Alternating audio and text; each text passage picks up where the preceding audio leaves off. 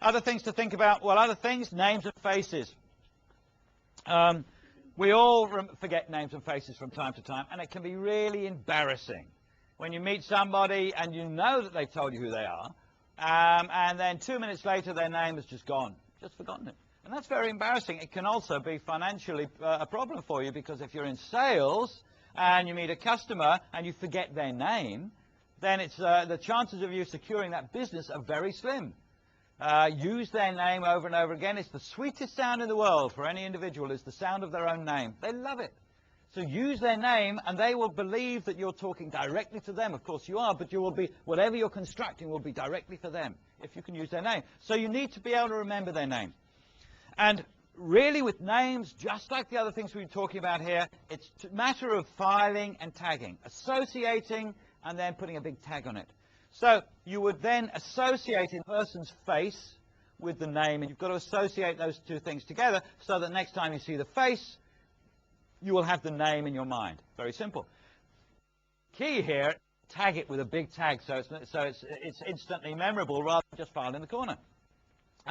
Now, in this case, you would then try and find something in the name which relates to something about the face which is memorable. Now, the first thing you've got to understand is that everybody's got a face that's memorable. Everybody's got a face that's memorable. You've got a big nose, or you've got no hair, or whatever it is. Everything's got something that's memorable.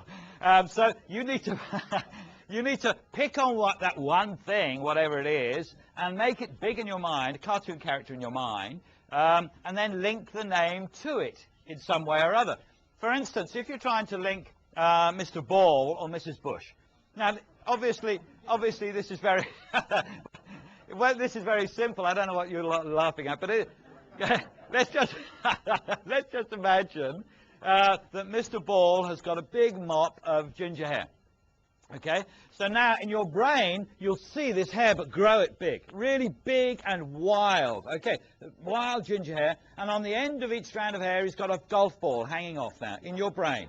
Okay, and every time he turns his head, the golf balls go like this, go around like this, and they knock him on the nose, you know, as they're going around.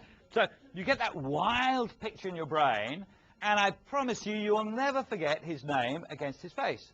So Mrs. Bush, the same sort of thing. Imagine big bushy eyebrows, perhaps, or a hairstyle is like a hedge, a privet hedge, you know, trimmed and nicely trimmed with a swan or something, a flying swan trimmed on the top, something like that to make it wild in your mind, if you can.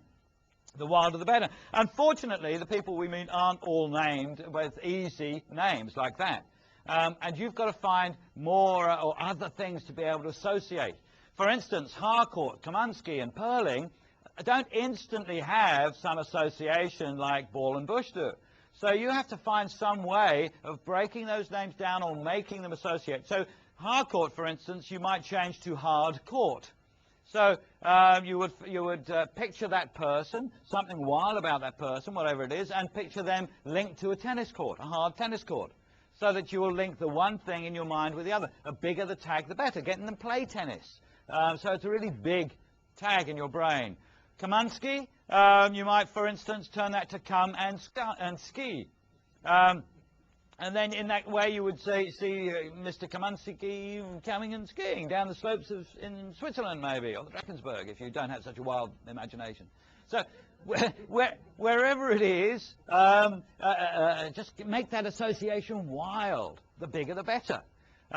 Pearling, how could you change pearling?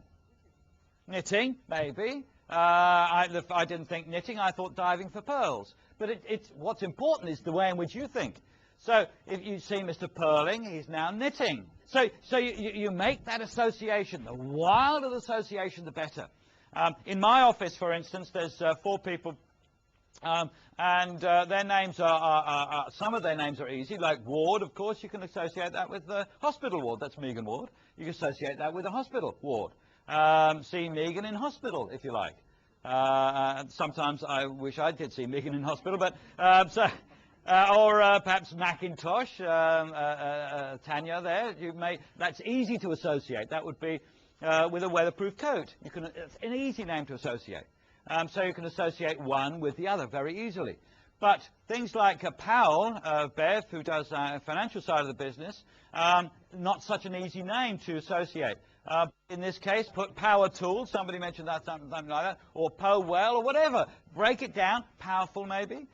Mulvey, I'm not going to ask you how you would associate that.